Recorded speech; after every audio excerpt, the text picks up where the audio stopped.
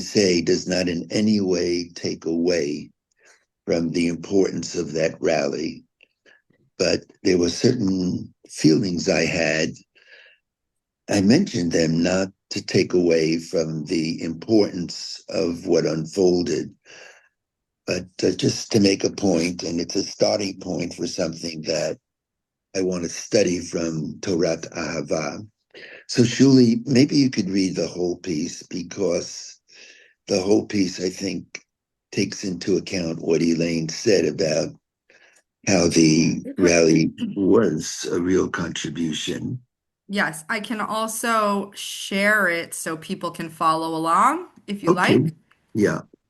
Okay. I apologize that nobody's seeing me. My camera is broken. So, um, kids, I'm not on mute right now, just telling them to be quiet. Shuli, we are recording, right? Yes. Okay.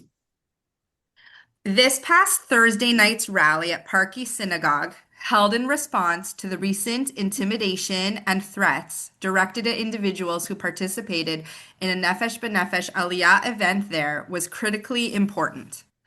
My first reaction was one of uplift. Despite the cold, hundreds came out. Our leaders from different denominations and political bents stood together. All of this was spiritually strengthening. And yet, alongside that inspiration, I felt a heavy ache in my heart.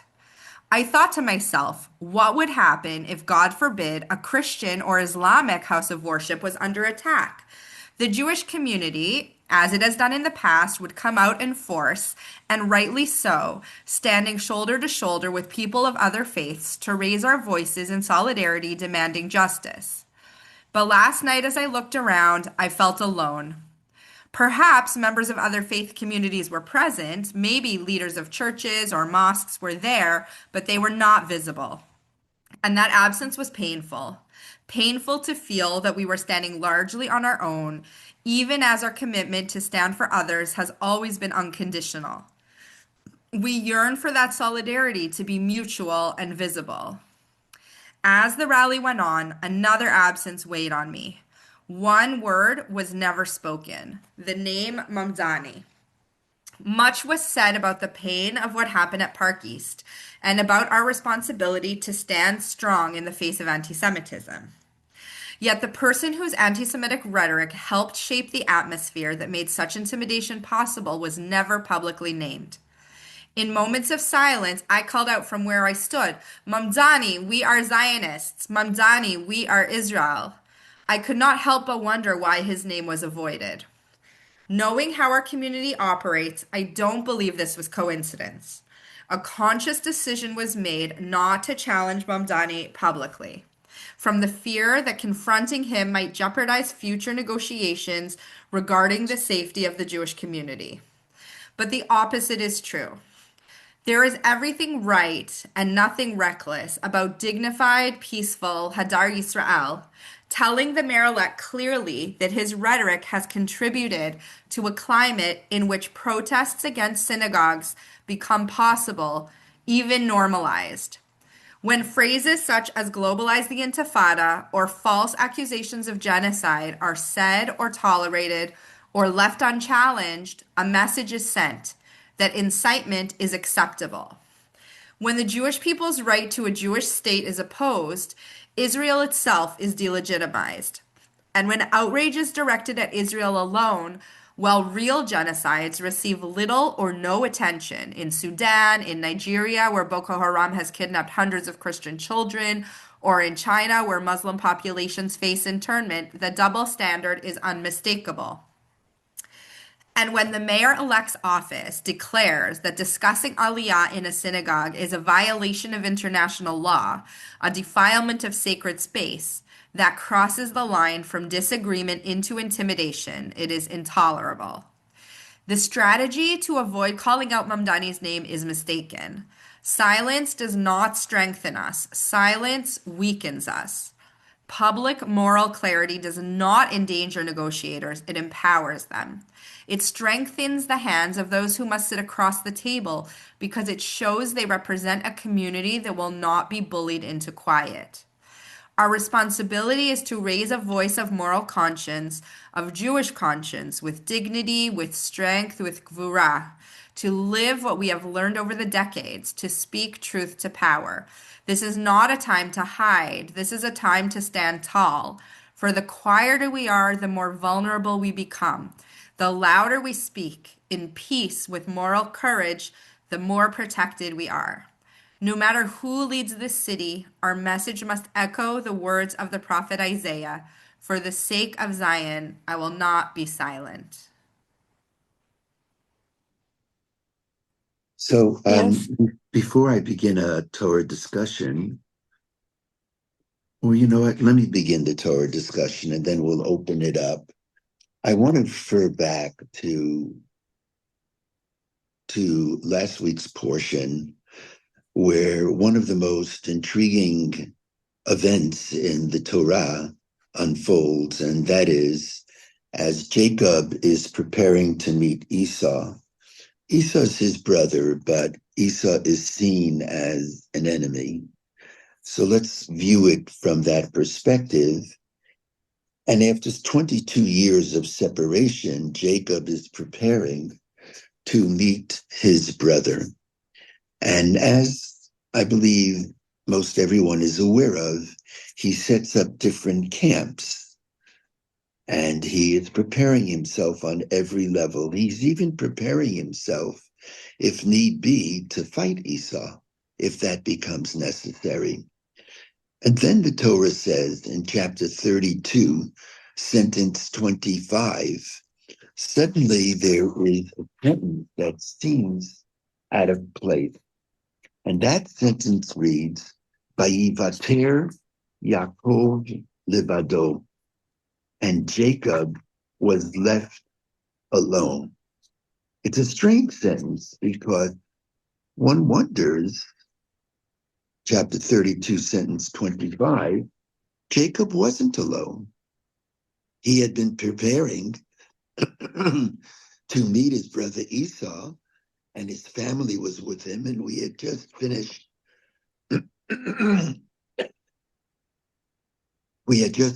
many sentences discussing very elaborately how those preparations were being made. Vayivate Yaakov levado, why was he alone? If I can place everyone, it is here that Rashbam, the grandson of Rashi, now Rashi was born in 1040, he died in 1105. His grandson was 40 years younger, so his grandson is living in the first Crusades, and the Jewish community really was under attack. And he may have been expressing feelings about what he wished would happen as we were confronting, as we were being threatened by the Crusaders. So what he says is the following. This is really one of the most radical commentaries in all of the Torah. He says that Vayivater Yaakov Levado is to be understood to mean that at the last moment, Jacob was alone because he was overwhelmed by feelings of cowardice and he started to run away. And he tries to bolster his position by arguing, not just suggesting, he argues that up to that point in Jacob's life, his MO, his modus operandus had been whenever he was faced with a dilemma, instead of dealing with the crisis, he avoids it. He runs. My mother, blessed memory, used to always tell me that whenever I faced some issues as a little boy, I would always go to sleep. And when thinking about it, yeah, you go to sleep and you think the problem is going to go away. It doesn't go away. Sometimes it could get even more serious. And so he actually spells it out. He says, let's consider when Jacob with chicanery, takes the blessings from his brother. He takes the blessings from Esau. Well, his mother, Rebecca, understands that Esau could attack Jacob, and she feels that Jacob didn't have the backbone to stand up to Esau to argue his case why he was deserving of the blessings. And therefore, she advises Jacob to run away, to flee his home, their home. And indeed, Jacob flees for 22 years. And it's not that he flees only because Rebecca, his mother, asked him to do so. Rebecca asked him to do so knowing his personality, knowing deep down this is what Jacob wants to do. He won't be able to stand up to Esau. And he comes to the house of Lavan. Lavan is Rebecca, his mother's brother, so Lavan is his uncle. And Lavan has two daughters, as we know, Rachel and Leah. And Jacob falls in love with Rachel, works in order to marry her for 7 years. And the morning after his chuppah, he wakes up, and behold, he was not with Rachel, he was given Leah. Now let's put ourselves in such circumstances. I think we'd be a little bit upset with our father-in-law. And Jacob seems to accept it. He said, okay, no problem. I'll work for another 7 years for Rachel. He doesn't seem to stand up for his rights. He's a runner. He escapes. He escapes conflict. And then the Torah tells us in the portion of Vayetze that he enters into all kinds of business agreements with his father-in-law relative to the cattle that they were raising.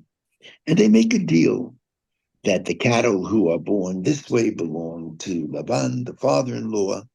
The others belong to Jacob. And every time when it went in Jacob's way, that he was gaining profit, Laban switched the agreement, constantly switching, full of deception. And Jacob says nothing. And finally, Jacob, after 22 years, says to his wives, I can't handle it anymore. So one would think that at that point he would have a man-to-man talk with his father-in-law and explain why he feels that he's been taken as a fool. But that's not what happened. He escapes with Rachel and Leah and Bilhah and Zilpah. He escapes with his whole family in the middle of the night. The middle of the night. In fact, he's pursued by Lavan, but he escapes in the middle of the night. And as you've heard from me many times, names in the Bible are not just names. Names are descriptions of who we are. And Jacob, Yaakov, comes from the word akev, ayin kuf vet. The yud turns it into the future tense. What it's saying is that Jacob was a man of the heels, Heels. That's what akev means, heel.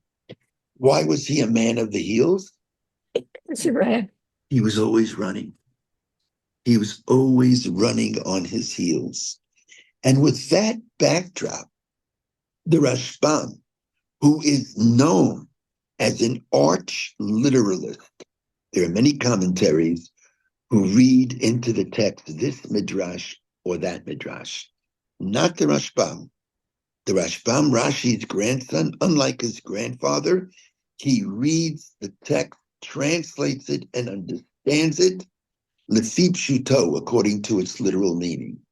And he believes that it is not far-fetched to say that the literal meaning of what is happening here is after Jacob is preparing to meet Esau, at the last moment he's overcome by deep fear. Vayivater Yaakov levado. He's alone. He's no longer with his family because Bikesh Yaakov. Yaakov wished at that point to run again, which is really a very hard condemnation of Jacob because he's running away and he's allowing his wife family to be standing there unprotected by the patriarchal leader, unprotected by Jacob. That is step number one. Step number two, Rashbam says that in the very same sentence, Shuli, chapter 32, sentence 25, Vayivater Yaakov levado, which we're understanding to mean Jacob was alone, he was running. Vayeyavek ish imo, and a mysterious man who wrestled with him ad alot hashachar, until the morning dawn. Vayar kilo yocholo, and this mysterious being saw that he could not overcome Jacob. Vayiga bechaf yirecho, and he touched the hollow of his thigh. Vateka kaf yerech Yaakov behe avko imo, and the hollow of Jacob's thigh was strained as he wrestled with him. Now, there is much commentary on who is the foe, who is wrestling with Jacob. Much commentary on this. There's a commentary that says that he was wrestling with himself. There's a commentary that says that his foe, his adversary, was a representative of Esau. Rashbam understands Vayeyavek ish imo to be he was fighting with an emissary of God. God's emissary, God's messenger was fighting with Jacob, and he wounds him in the hollow of the thigh. And because he wounds him in the hollow of the thigh, he becomes lame. He's limping. Forget that he's unable to run. He's barely able to walk. And this same commentary says this was God's message to Jacob. Until this point, when you faced a crisis, you ran. No more running. The hollow of the thigh is injured to tell Jacob, the more you run, the more you're going to be ensnared. If you stand up strong, you're more protected. You're more protected than rendered vulnerable. No more running, Jacob. No more running. And it was at that point, number 3, that Jacob receives an additional name. And without going through the give and take of how this occurs, this adversary then says to Jacob, I'm giving you another name. No longer will you only be called Jacob. We're now sentence 29. Vayomer, the adversary, the representative of God, said, Lo Yaakov yeyomer od shimcha. Your name will not only be Jacob, ki im Yisrael, you will be called Israel. And here you have the Torah giving an explanation of the name. Ki sarita im Elohim, because you have wrestled, you have striven, you have fought with God, the imanashim, and people, vatuchal, and you have prevailed. It's fascinating. It's fascinating. From Jacob the runner, he's given an additional Yisrael. You stood strong. And my final point, the fourth and final point, is as follows. This narrative started with Jacob wanting to understand what's in Esau's psyche. What is he thinking after 22 years as Jacob leaves the house of Rebekah's brother Lavan? And he's marching, and he knows he's going to have to meet Esau. Maybe Esau heard that he's marching towards him, however, they had their means of communication. And the emissaries come back and say, Jacob, Esau is marching with 400 men. And whenever you find 400 men in the Bible or in the prophets, that's a garrison, that's a battalion, that's an elite unit. We're talking Kfir, you're talking Charuv, you're talking Maglan, you're talking the infantry of the IDF. We're talking, he's coming at you with 400 men ready to do battle, ready to kill you. And in the next chapter, when they finally meet, Esau becomes kind of so soft. He sees Jacob, he sees him standing, and he embraces him. We don't know whether it's a sincere kiss or not a sincere kiss, but they embrace. And one wonders, what is it that happened that changed Esau's approach? How did he go through a metamorphosis from being the warrior, WARR, the man who was going to do battle with Jacob, to when seeing him, we're told in chapter 33, sentence 4, Vayaratz Esav likrato, Esav ran towards him, Vayachapkeyu, and he embraced him, Vayipol al tzavarav, and Esau fell on Jacob's neck, Vayishakeu, and kissed him, Vayivku, and they cried. And I'd like to argue that what changed Esau's approach is that he saw that Jacob was no longer running. He saw that he was standing strong. And that is what altered Esau's approach. When the enemy believes you're weak, certainly this is the psyche in the Middle East, they're going to take great advantage of you. The only thing that the enemy respects is they respect the strength of the other side. When they see that he's become a Yisrael, he snaps to attention and he's ready. He's ready to make peace. He's ready to make peace with Jacob. And so as I write in Torat Ahava, I write it, it's on page 114, Shuli. I'm picking it up. For Rashbam, the mysterious being was an emissary of God sent to Jacob. In the end, the emissary wounds Jacob, making it difficult for him to walk.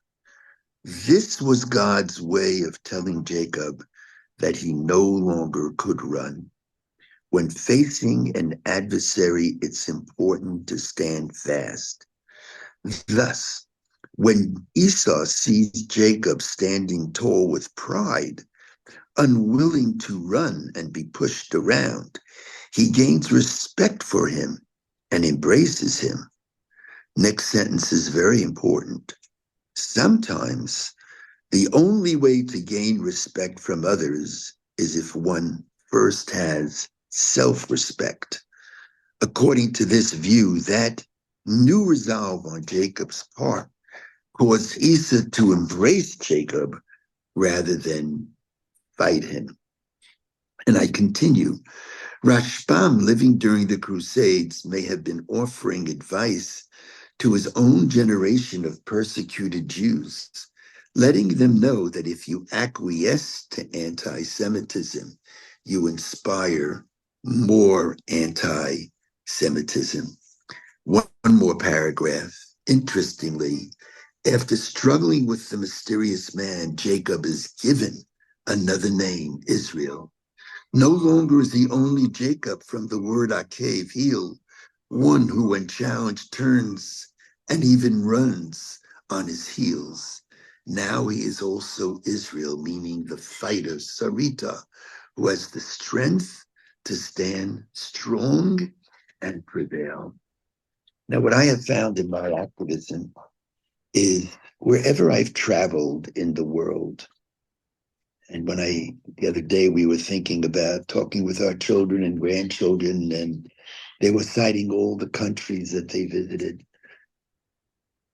All the countries I visited, virtually all of them, I visited as an activist.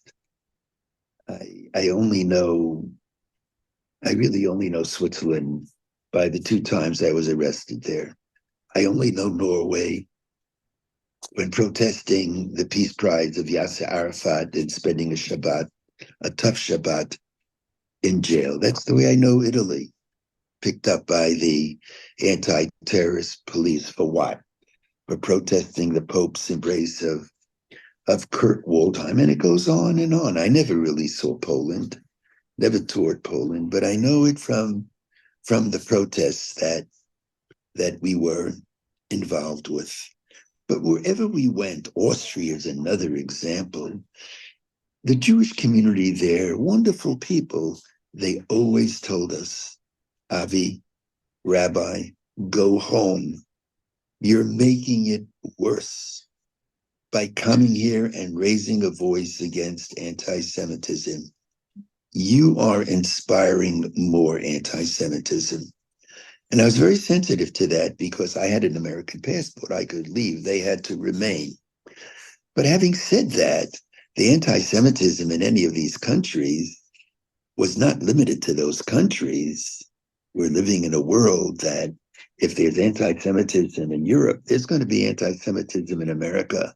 It's right around the corner. And we argue the more we speak out against anti-Semitism, the more we're protected. As I said before, not the more vulnerable we are. It's not those who fight anti-Semitism who inspire more anti-Semitism. It's the anti-Semites. Anti-Semites inspire anti-Semitism, not those who are fighting against anti-Semitism. You know, soon Sharansky, we're going to be celebrating his 40th anniversary of freedom. And he was freed because the Jewish community said enough. And people, young and old, as Natan says, students and housewives, stood up and protested on Natan's behalf, following his lead. He's the iconic figure. He said no to the KGB. He didn't bend to them. He didn't bend when he was sentenced in the Soviet court. He said next year, he told these Soviet judges in Jerusalem. And then he turned his back on those judges. What a moment. What a moment of strength. That's what led to the freedom of Soviet Jews. And today we're facing other challenges. A spiraling anti-Semitism. It's still on the campuses. The organization Stop Anti-Semitism, which is a serious organization, released a report card on grading schools on how they're handling anti-Semitism. Columbia University gets an F. City University gets an F. Harvard fails. So many fail. And now the question is, what are we going to do about it? Are we going to take it in the chin? Am I going to take off my chayes? Am I going to take off my kippah? I'm not going to do that. When our Black brothers and sisters, when they were discriminated against, and the discrimination was horrific, horrific, beyond. Did they ever change the color of their skin and hide? They couldn't do that. Well, maybe I could take off my kippah, but I can't. It's the color of my skin. It's who I am. It's my very, very identity. And that's my response to what's going on with here in New York. I know this because I've spoken to many of the leaders of these organizations, some of whom are in negotiations with Mamdani about the future safety of the Jewish people. And I asked them, these are heads of rabbinic organizations, and I asked some of them, would you send out from me a call that all synagogues and federations and schools on Hanukkah, this Hanukkah, when we light the candles, pursue Misa in the window, that in front of these buildings, every synagogue building, there be an American and an Israeli flag. You've heard me say this. That in our homes, when we light the Hanukkah candles for all to see, aside the candles, there should be an American and Israeli flag. That every synagogue, that Gracie Mansion, in one of the last acts of Eric Adams, Mayor Adams, that he have a Yom Aliyah, he have a day of immigration. Let every synagogue announce something like what we're doing now, right at this moment. It's right now that we're announcing a trip to Israel that everybody should be taking. It's Hadar Yisrael. That's what's going to protect us. And as I told some of these men and women for whom I have much respect, they turned me down. They wouldn't allow those letters most to go out. They felt we're negotiating. If we're negotiating, we can't risk upsetting Mamdani. And I stand very, very much opposed to that philosophy.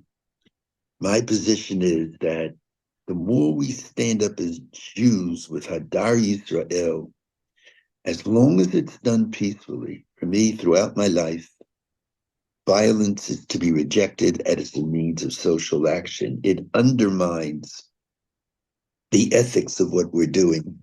And moreover, it could lead to tragedy, to innocent people, like when the JDO or they were supporting the shooting into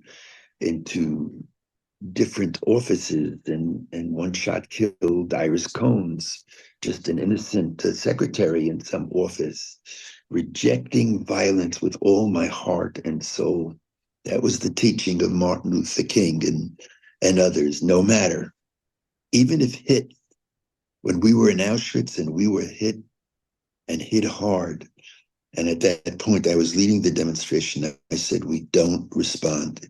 And it took a lot not to respond, especially in Auschwitz, especially there.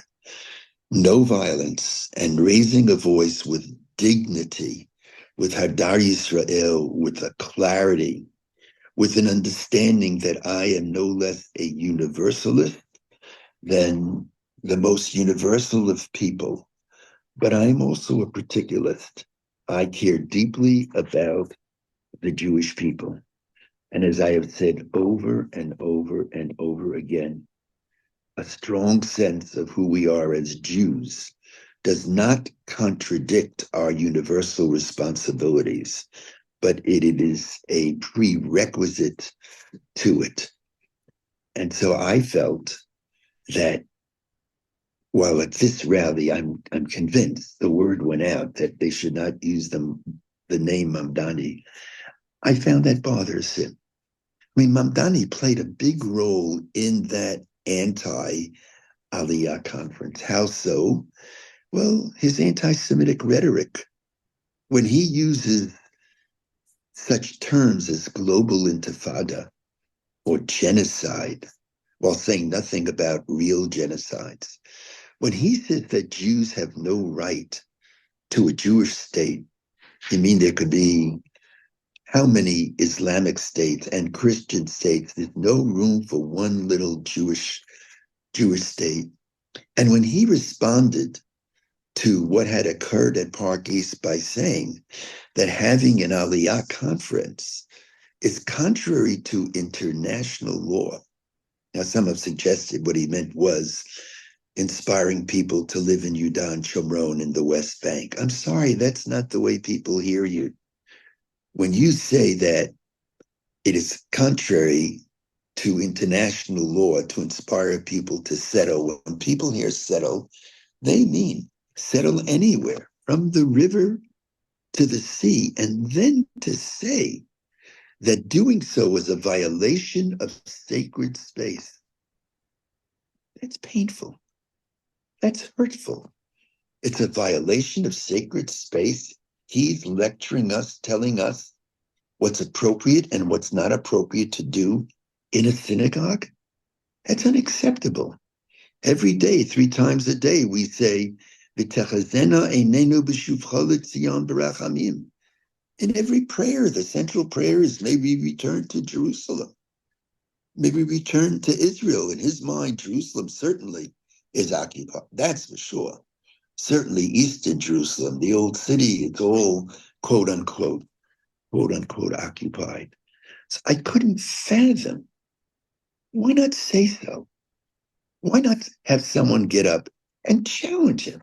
Hey, Mr. Mamdani, you don't understand that when you say that we have no right to a Jewish state, you are undercutting my Jewishness. Being Jewish is not just a religion. We're a people. We're a nation. And nations have land. When you say that we don't have a right to a Jewish state, you're cutting off my limbs. You're saying I don't have a right to be as a Jew. As much as he's trying to distinguish between anti-Semitism, anti-Israelism, he's crossed the line. When you delegitimize Israel, you charge us and demonize us with genocide.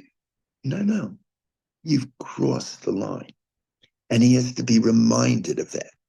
And I contend that if he would have been reminded of that, that doesn't weaken the arguments of the negotiators who are negotiating with him about the future safety of Jewish New Yorkers. I think it strengthens the negotiators, because the negotiators could say, look, we're not just here for ourselves. Our community is understandably irate. We're upset, and we're not going to be silent. And this, I think, should be our position. And there's been a wonderful response, I must say, to these pieces. I never understood the power of the internet, but we're getting invitations, received an invitation today from the head of the Jewish Student Union from the college where Mamdani went to college. And he basically was saying how isolated the Jews on that campus feel. And would I write a piece that addresses the matter? People want to stand up, just have to light the light for people to stand up strong. And this is the time of not running. It's the time of standing, and as Israel, standing strong. And it's a position that, with God's help, even at this age, with whatever tools I have in my behalf, I want to try to speak out on. I know there's an inauguration coming up, and I'm waiting to see who will be the speakers at that inauguration. If Mamdani is going to have as a speaker a Linda Satur, who's very close to him, I saw a picture just of somebody who's on his Justice Transitional Committee being very close to Farrakhan. If such speakers, God forbid, are going to be standing there, then I'm going to call, even if I have to stand alone, a vigil of conscience right outside the inauguration. We did something like this when Dinkins invited Tutu to speak. Tutu had just compared Israeli soldiers to the Nazis. What Israelis are doing, soldiers to Palestinians, is what Nazis did to Jews. That's unacceptable. As it says in the prophet Isaiah, that's the way we completed the piece. Leman Zion lo echashem. For the sake of Zion, we will not be silent.